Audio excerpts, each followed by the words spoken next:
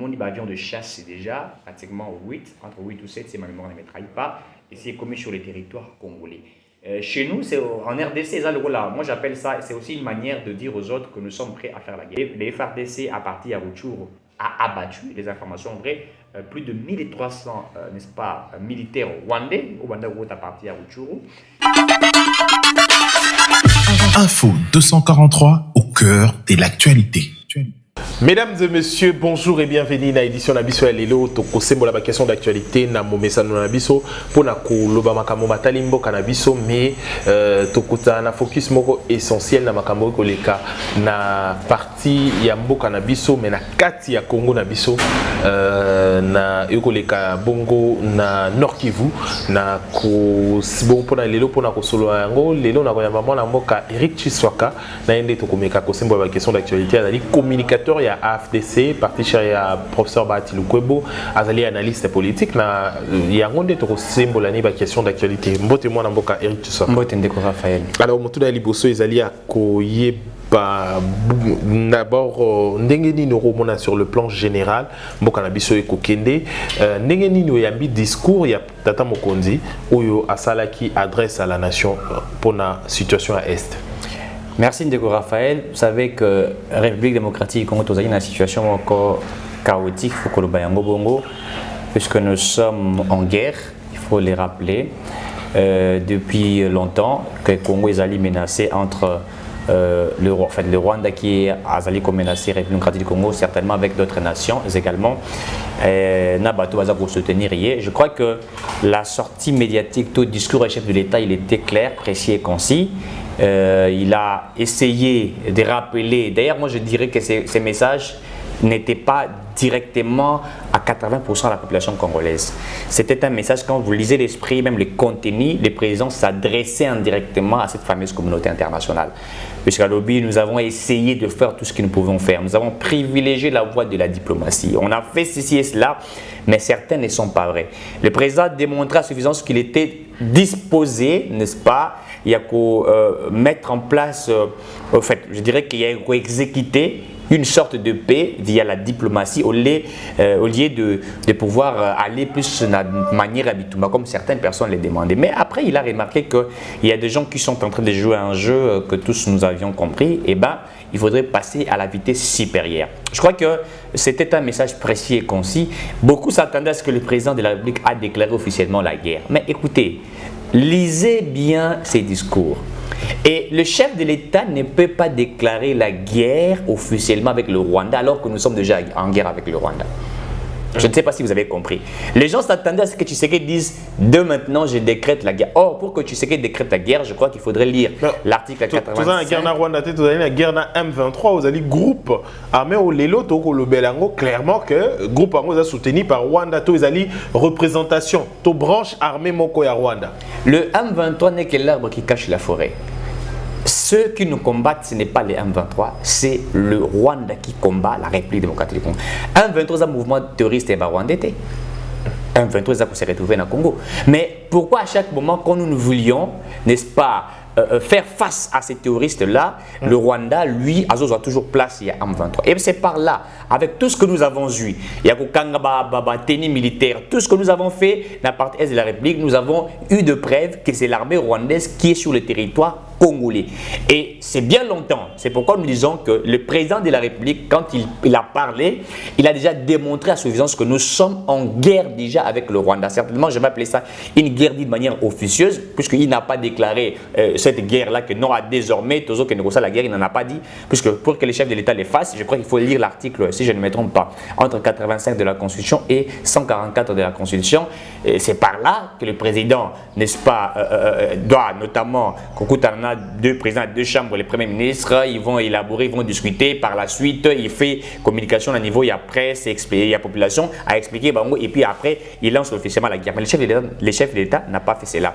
Mais il a simplement dit que toutes les voies, dans ces discours, ça veut dire toutes les voies de la diplomatie que j'ai empruntées ne veulent pas dire que je ne vais que me limiter dans ça. Non. Ça veut dire qu'il va aller à une autre vitesse supérieure. Puisque la question de la guerre à l'est de la République, moi je l'ai toujours, on a dévolé. Vous voulez au niveau international, au niveau national. En fait, je l'ai toujours dit que le Rwanda en réalité a coquille Kobulisa Congo, puisque vous avez le même classement. Il y a des pays africains, il y a des armées, la RDC notamment actuellement, je viens de les lire, Azali 9e Azako occupé, 9e place. Le Rwanda, c'est je crois entre 18 ou 20e si je ne me trompe pas. Donc, na niveau il y a armement, na niveau il y a logistique, na niveau il y a moyens où le gouvernement Azako tient.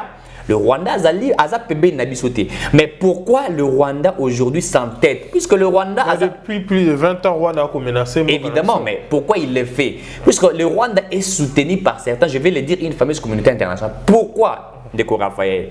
Vous savez que la République démocratique du Congo a été vendue. Il faut le rappeler. Congo Bate Kayango. Oh, Bate Kayango. Je l'ai dit, j'assume ce que je dis. La République démocratique du Congo a été vendue, hypothéquée par le Congolais d'ici, par cette fameuse communauté internationale, la participation des uns et des autres.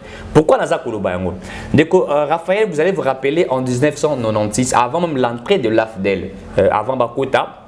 Moussa Laurent Désiré Kabila avec Bizima Kara et les autres, Signaka accord de l'Emera, où ils allaient pratiquement dans 8 articles. Je ne sais pas si on vous permettre d'attendre tous les articles possibles pour que les gens puissent comprendre réellement que ce que nous sommes en train de vivre aujourd'hui en RDC est une situation... Accord Emera Kabila. Accord Emera Moussa Laurent Désiré Kabila au pouvoir. Moussa Laurent Désiré Kabila libérateur. Alors que Moussa Laurent Désiré Kabila n'a jamais été le libérateur de la République démocratique du Congo. Mais Moussa Laurent Désiré Kabila a légitimé l'infiltration en RDC et Moussa Laurent Désiré Kabila a vendu le Congo au Rwandais. Et à la fin, quand il a compris que le Rwandais était en train de prendre possession de tout, il a fait un pas en arrière. Mais nous allons essayer un peu de rappeler les gens pour comprendre réellement que ce que tu sais que les pour vivre, il y a simplement une pression du Rwanda, une pression de cette fameuse communauté internationale. Dans la littérature rebelle, je vais simplement aller aux articles, n'est-ce pas, qui vont nous permettre. Voilà, je prends l'article, l'accord de l'Émirat à 8 articles. Je prends l'article 1. Il est créé en ces jours du 23 octobre 1996 à l'hôtel l'Émirat une alliance de forces démocratiques pour la libération du Congo qui sera soutenue militairement par les forces combattantes de l'AFDEL. Article 2. Le sol et le sous-sol congolais appartiennent à l'alliance. On ne dit pas que le sol et le sous-sol congolais appartiennent à l'État congolais. Mais on dit à l'alliance. L'alliance de qui? De ces personnes qui se sont constituées pour venir, entre guillemets, dire libérer les Congos et de ceux qui sont venus appuyer cette sorte de libération. On vous dit le sol et le sous-sol. Entre autres, Rwanda, Ouganda, Burundi, Angola et également la fameuse communauté internationale. Ces gens qui ont facilité les États-Unis. Partage de gâteaux. Partage de gâteaux. On vous dit le sol et le sous-sol congolais appartiennent à l'alliance, pas aux Congolais, à l'alliance. Article 3.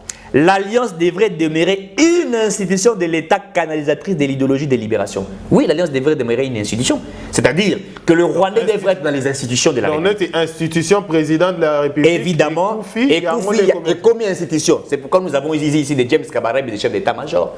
Nous avons eu dans ces pays-ci Kabila, Rwandais, je l'ai toujours évoqué, président de la République démocratique du Congo. Donc formellement, c'est quelqu'un d'autre, mais informellement, de façon officieuse. Voilà. Institution. Institution. C'est-à-dire on a institutionnalisé les étrangers sur notre territoire. Et ils ont eu accès à tout et ils faisaient tout puisque l'accord existe et il y a des gens qui ont soutenu cet accord. Ça, c'est l'article 3. Article 4. Prêchant le panafricanisme, l'Alliance s'engage à céder 300 km aux frontières congolaises à l'intérieur du pays pour sécuriser ses voisins ougandais, rwandais et burundais contre l'insurrection rebelle. Et cet article 4, ça a corroboré, je crois, avec l'article 217, où on a Tangela Rabino, je crois, une fois ici, je vous ai dit que la Constitution dit que la RDC peut abandonner partiellement une partie de sa souveraineté pour l'unité africaine. Lorsque vous lisez cet article 217 et que vous reliez l'article 4 de l'Alliance, vous comprenez que même la Constitution que nous parlons est une Constitution de la volonté des autres. Ils savaient ce qu'ils faisaient, il fallait protéger les leurs. Et nous sommes distraits. Article 5. Dès que l'Alliance aura gagné la victoire, une rétribution spéciale sera allouée aux alliés. Une rétribution spéciale sera allouée aux alliés. C'est-à-dire que les alliés auront accès à tout. C'est-à-dire que les alliés seront des privilégiés. Les alliés que vous connaissez, le Rwanda, l'Ouganda et les autres. On va aller petit à petit pour vous dire que ces pays étaient vendus. Alors, allons-y. Sa détermination est de la compétence de l'instance supérieure de l'Alliance. Article 6.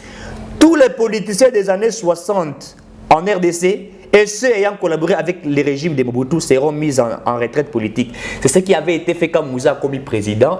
Bazwa Etienne Tshisekedi de Mulumba, Bagenda Botika na Kabia Kamwanga. Donc Moussa avait pris tous les anciens Mobutistes à Tchaka Bango na retraite politique. Vous allez même vous rappeler. Même soit en prison. Dans la prison, il avait même arrêté les autres qui avaient volé Kosenga Bango Bambongo Bazongi etc.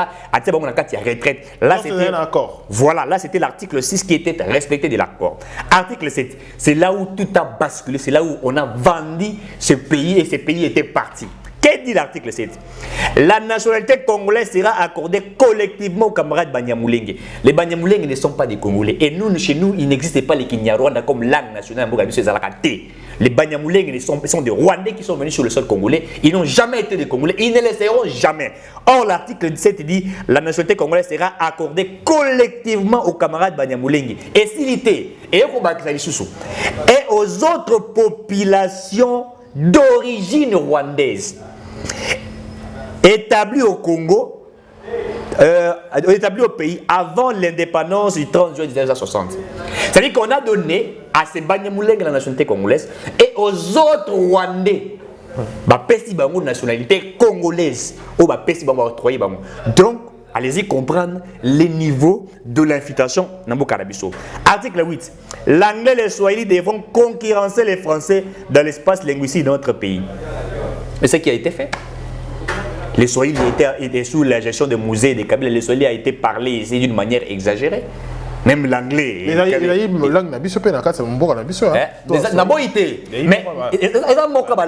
Mais nakati article wana attribut belé oui nakati ya nini wana balobi que les swahili bon tout ça pour permettre Rwanda balobaka anglais balobaka swahili, c'est-à-dire que en quelque sorte évidemment en quelque sorte cette langue doit dominer sur nos 4 langues. En fait je peux même prendre les 3, n'est-ce pas? Il y a République démocratique du Congo. Voilà ce qui avait été fait. On a accord et à l'Émirat où ils allaient signer le 23 octobre 1996. Alors, tant que Moussa Koti, Moussa devient président. Moi,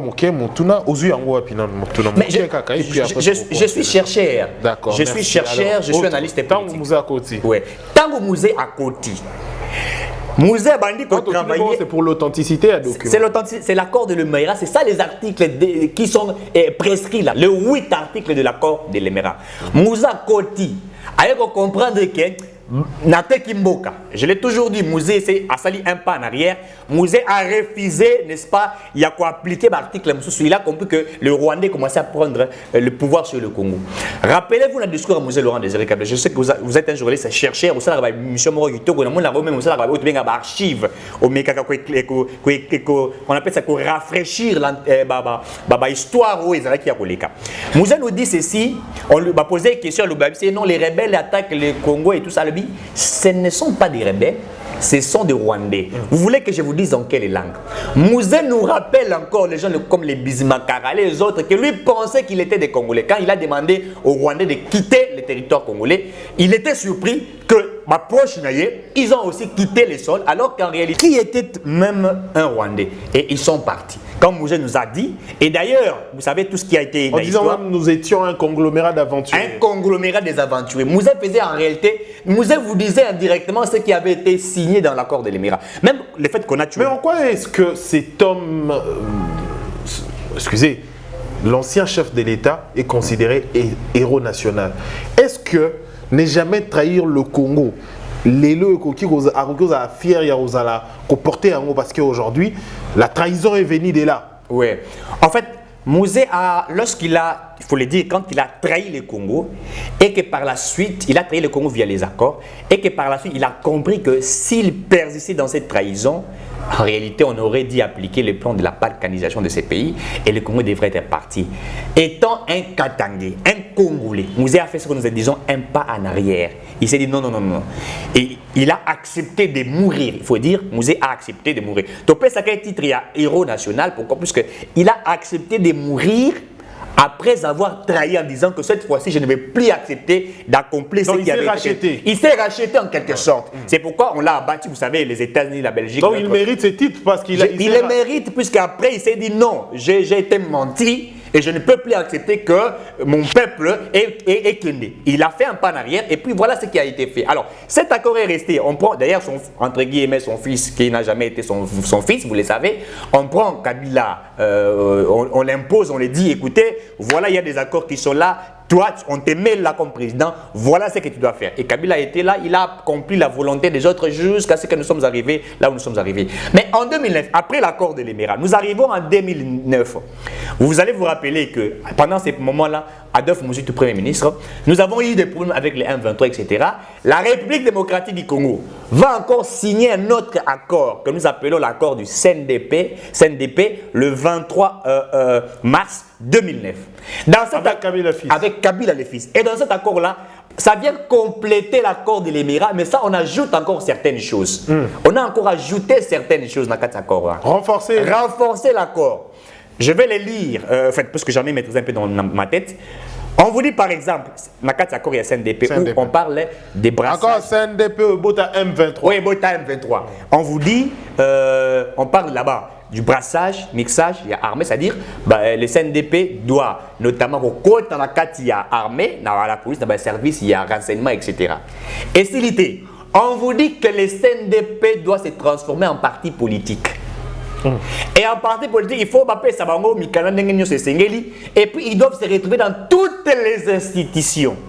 Ça a été fait ou pas? Ce qui avait été fait, ça a été exécuté. Au-delà de tout ce qui est évoqué là-bas, ça a été fait et ça a été exécuté. Quota, généraux, dans les institutions.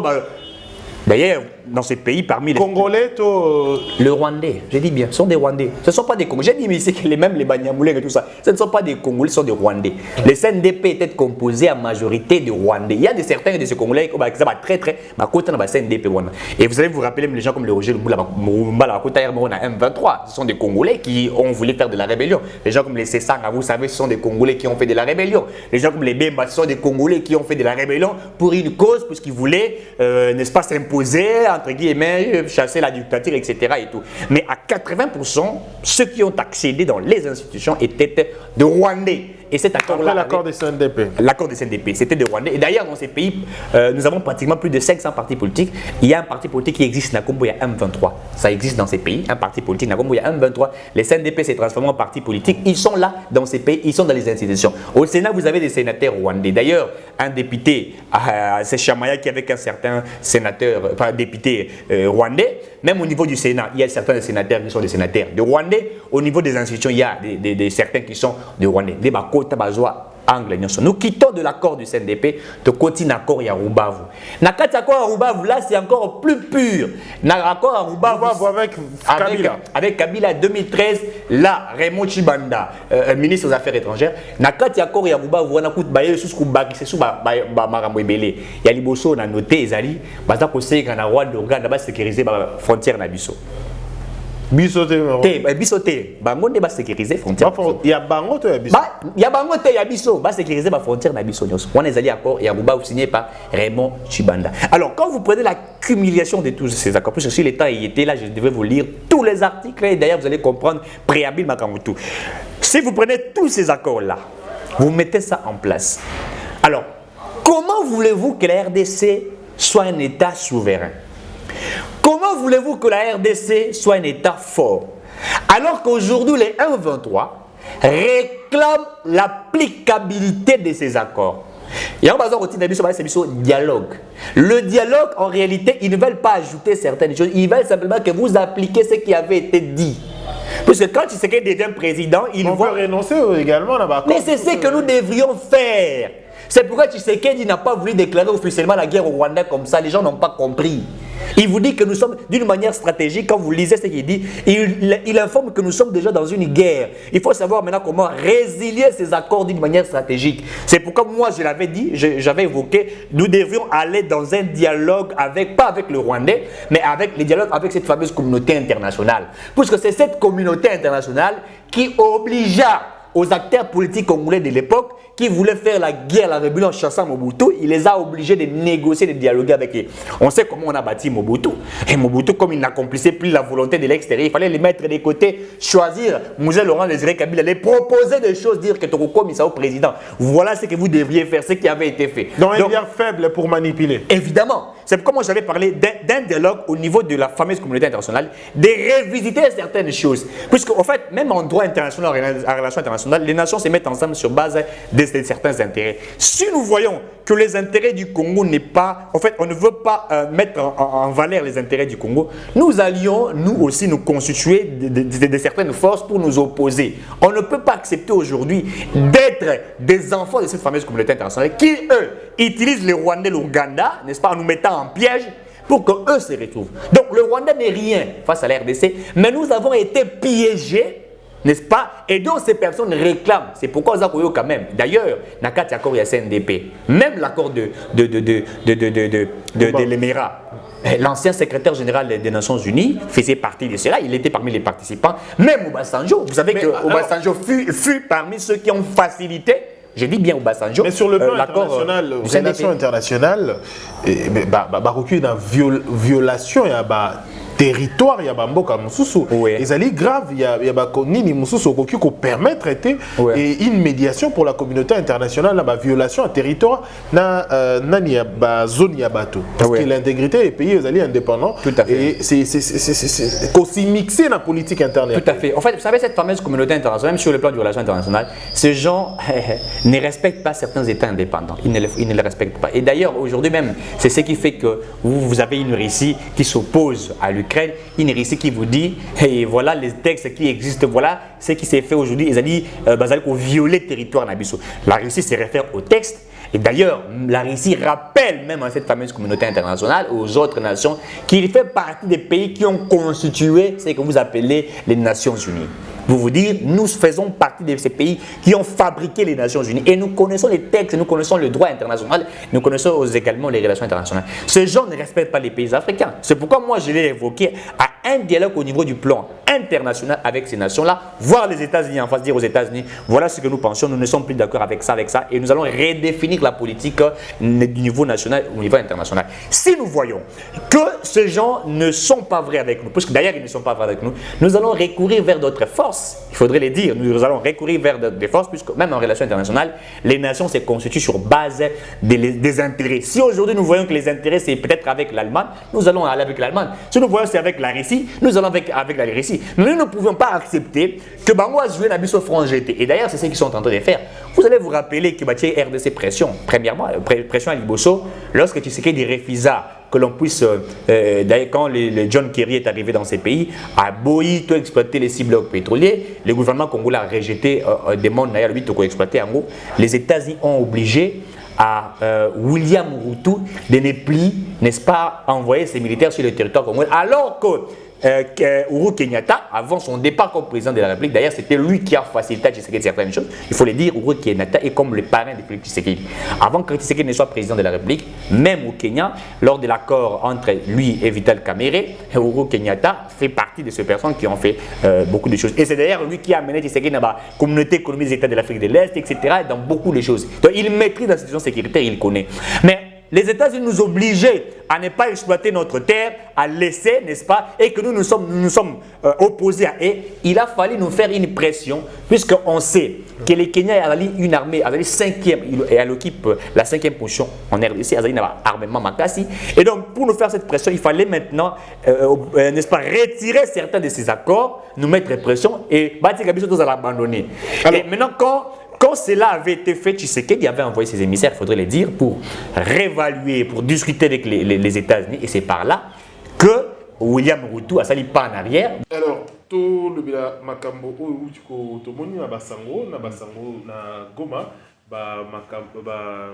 Arsenal mususu yé bongo ko renforcer la ligne à front. Il est bonina. En fait, il fallait partir à vitesse mususu. C'est-à-dire, la voie de la diplomatie n'exclut pas aussi la voie de se battre pour protéger sa souveraineté. Et ça, la décision qui a été prise par le président de la République. Il faudrait que, et d'abord, nous félicitons premièrement la loi sur la programmation militaire, $1 milliard. pour les militaires. Il faudrait dire que la loi de la programmation militaire n'égale pas. Il y a la loi des finances exercice 2023 il y a autant de répartition. Donc la répartition, ils allaient pour l'armée, ils allaient à Mopanzi. Et la loi de la programmation militaire, ils allaient pour Mopanzi, ils avaient 1 milliard de dollars. Il faut passer à une vitesse supérieure. Tout le monde dit avion de chasse, c'est déjà pratiquement 8, entre 8 ou 7, si ma mémoire ne me trahit pas. Et c'est commis sur le territoire congolais. Chez nous, en RDC, moi j'appelle ça, c'est aussi une manière de dire aux autres que nous sommes prêts à faire la guerre. Et d'ailleurs, rappelez-vous, Tshisekedi l'avait dit, que le Rwanda ne pense pas que nous allons simplement utiliser la voie de la diplomatie et que nous sommes faibles. S'ils veulent la paix totale, vous vous rappellerez, alors si vous voulez la paix totale, nous sommes prêts à faire la paix totale. Si vous voulez la guerre totale, nous sommes aussi prêts à faire de la guerre totale. Donc, pour nous, nous sommes en train de nous préparer pour, n'est-ce pas, option Mibalewana. Donc, déjà, de ce côté-là, c'est pouvoir féliciter. Et il faudrait, au-delà, il y a avion de chasse que l'on puisse équiper nos militaires dans la et également, moi, ce que je suis en train de demander, je demande simplement à une armée républicaine. Et nous avons vu l'appel lancé par le président Tshisekedi. Aujourd'hui, il faudrait le dire, plus de 2000 et quelques citoyens à Goma ont accepté d'adhérer dans l'armée. Nous allons voir ce qui s'est présenté à niveau à Kinshasa, etc. L'objectif aujourd'hui, c'est de protéger notre pays. Donc, je crois que c'est un pas qui a déjà été fait. Nous n'allons pas exclure la voie de la guerre. Déjà, nous sommes en guerre, il faudrait le dire. Et maintenant, si le Rwanda continue à les faire, nous allons l'attaquer. D'ailleurs, il faudrait féliciter ici le militaire congolais. Je crois que ça fait déjà 4 jours que les FARDC, à partir à Rutshuru, a abattu, les informations vraies, plus de 1300 n'est-ce pas, militaires rwandais, au Rwanda à partir à Rutshuru, et également 200 qui sont blessés, 200 militaires rwandais qui sont blessés. On ne parle pas d'M23, mais on parle des militaires rwandais au Rwanda et Kouya pour renforcer le M23. Évidemment. Et je suivis aussi les communiqués. Et d'ailleurs, il y a Rwanda qui aussi a demandé à la population rwandaise de s'enrôler dans l'armée, il faut le dire. Le Rwanda, ça veut dire que le Rwanda est prêt aussi à faire la guerre, puisqu'il aurait écouté ses pères qui sont en train de l'envoyer en lui disant vas-y, tout ça, à ce que la population a s'enrôler dans l'armée, le peuple va pris à Rwanda. D'ailleurs, Bangba Tina Kinshasa pour ADF. Alors que depuis plus de 20 ans, quand nous parlions de cette insécurité, le Rwanda n'a jamais présenté ADF Moro pour non, donc ADF dans le territoire, etc. Et Stikala vous a laté. Mais nous avons démontré avec des preuves les militaires rwandais sur le territoire congolais. Donc s'ils veulent une guerre totale, il faudrait dire que la population rwandaise, la population à Kinshasa et les villes de population rwandaise, nous sommes pratiquement à Kinshasa, plus de 20 millions d'habitants. Rwanda Mobimba, sur le Taliban Baza, pour voisiner dans le 12 millions à 15 millions d'habitants, si ma mémoire ne me trahit pas. Et donc, si vraiment ils veulent une guerre totale, je crois que les Rwandais vont plaire, puisque non simplement que nous allons entrer jusqu'à Kigali, mais nous ferons beaucoup de choses de ces côtés-là. Je pense que déjà, option élevée, il y a aussi un avion de chasse, ça allait bien, mais il faudrait aller au-delà de ça. Munitions et bélés, munitions et bélés pour vraiment faire une guerre. Et moi, je souhaiterais, je continue à les proposer. Il faut mettre un mur pour protéger la frontière nationale. C'est une des solutions importantes qui aujourd'hui réduirait non seulement l'infiltration, mais également cette guerre que nous sommes en train de vivre. Ériger les murs, faisons comme ce qui avait été fait entre les États-Unis et le Mexique. Érigeons les murs, c'est une aussi des voies qui permettrait de protéger le cannabis, tout ce qui va discuter, tout ce qui va mire, tout sécuriser le cannabis, et vous allez voir que nous pourrions réussir dans ça. Mais déjà, ce qui a été fait, je crois que c'est quelque chose à pouvoir féliciter. Alors, tout le Nani Asuka, dossier Asuka, dossier, il y a ministre de la communication, au moni sortie médiatique dans Jeune Afrique, il y a le ministre Patrick Mouyaya, c'est comme ça qu'on l'appelle. Il est journaliste, mais il n'est pas un bon communicateur. Et surtout, dans la minute où on n'a pas simplement besoin d'un journaliste, mais on a besoin d'un communicateur politique aussi. Il peut être journaliste, il peut être aussi politique. À ça, plus la casquette, allais-je dire, il y a journaliste, où il y a un peu de logo, à tant qu'il m'a maîtrisé, ou bien à tant qu'il a français, à éviter qu'on reproduise. Il est un peu dépassé et il ne sait pas ce qu'il peut dire. Il dit n'importe quoi, il ne sait pas. En fait, ça n'attire pas la population congolaise. En fait, quand je le suis parlé, je pleure. Je me dis, suivez un peu le porte-parole, il y a Rwanda. Je suis chargé à porte-parole à Rwanda, de manière à communiquer. vous sentez que le monsieur vous donne envie d'écouter ce qu'il veut faire. Vous sentez que le monsieur est rassuré de ce qu'il veut faire. Mais Patrick Bouya, je sens vraiment que, apparemment, on dirait qu'il est en train de communiquer pour le Rwandais. Je ne vois pas là où il communique pour les Congolais. Na minute Oyo, il faut vraiment, moi je pense qu'à ce stade, on a besoin, il y a une communication de crise. Une communication de crise qui est portée par un bon porte-parole du gouvernement. Bon, il est ministre des médias, oui, je le vois dans le cadre des médias comme journaliste, mais je ne le vois pas comme porte-parole du gouvernement. Quelqu'un qui assume, quelqu'un qui sait relayer les messages comme il se doit. Et vraiment, de ces côtés-là, je pense qu'il a joué. Et ça me rappelle encore la mère Mende Malang. Je me dis, vous savez, la Minito, soit la mère Mende, soit porte-parole au gouvernement, soit ministre des Affaires étrangères, je crois que les mots devraient être dits comme il se doit. Je ne sens pas ça. Ça, c'est vraiment un vide.